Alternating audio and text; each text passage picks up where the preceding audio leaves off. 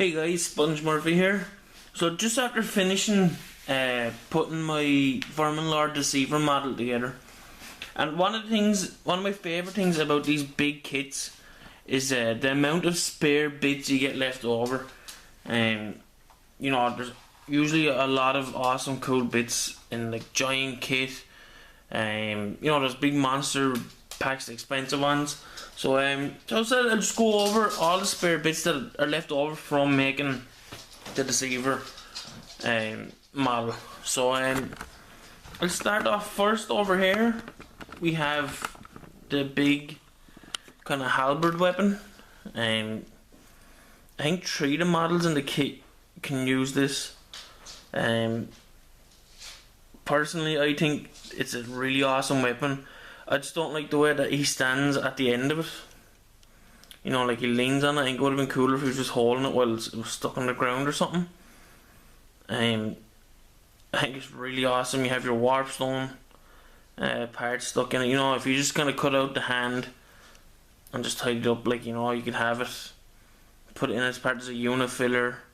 If you wanted to, like, a lot of these parts you could convert up a giant, really, if you wanted to, or the Gorgon from the Beastman army. So you know, it's endless with the amount of stuff you can do with bits left over. And then you have, you know, there's a couple of bits of horns left over. I'll zoom in a bit better. You get kind of a few medium ones. You get 2 kind of longer ones with the bells on it. These are a lot longer than they probably look on the video.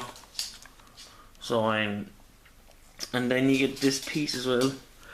It's kind of for one of the heads, which I'll go over later on. More like 2 big antlers. And then you have these 2 bits, which are kind of like 2 kind of ponytails. I think this is used on the Vermin King one. If you wanted to, you could have it as a ponytail on some model. Or if you really wanted to try and go all out, you could try and fit one of these on one of the dwarf models as part of his beard. So you know, just another idea. Some of the weapons that are left over, you get these 2 big badass looking blades. The only thing about it is, like, they're attached to the arms. You know, it's not a bad thing, but if they were separate, like, you would have a lot more options. But the hands and the arms are pretty cool. You have the kind of, like, the skin is starting to rot on it and everything. So I'm not sure what you could do with them, but you know, they're pretty cool to have. And the other big weapon left over is the kind of the, I don't know what this is called. It's the 2-bladed claw. This kind of goes on the guy that looks like he could be part of what was I, you know, storm vermin. You know, the same kind of colour scheme that they have on him. This is definitely something pretty cool that you could use for a giant. I think like the siege giant has a weapon like this. So and the arm, the spare arm you get, you know, it just hasn't got a hand on it, kind of like a thumb, and it fits in there perfectly slotted for it. So all you'd have to do really is just clip out the nail, and there you go, perfectly good giant's arm if you wanted to convert up your giant. I don't think, I was just going to say, I don't think there's any scavenging markings on it. You can just scrape off that really if you wanted to. So that's a pretty cool bit you can get on it. The other one is the arm that the kind of gracer guy, look at the name, the warps here. You know, and there's the kind of the magic ball thing that he has, which you could put in as part of your scavenging terrain.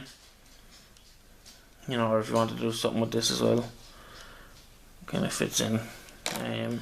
This is a cool little 2 little cool bits that I found. There are 2 little bits of fur, and I was thinking, you know, like the joint together, they're meant to go together. You know, fit pretty easily. And pretty much it just looks like fire as well, held up that way. So if you're looking for a fire for, you know, a converted model or something like that, that's a cool little spare bit that you can have. I'm definitely going to be using that for something in the future. You know, that's one of the coolest bits I found actually. It really could pose as fire, you know. And then the last bits in this are the heads.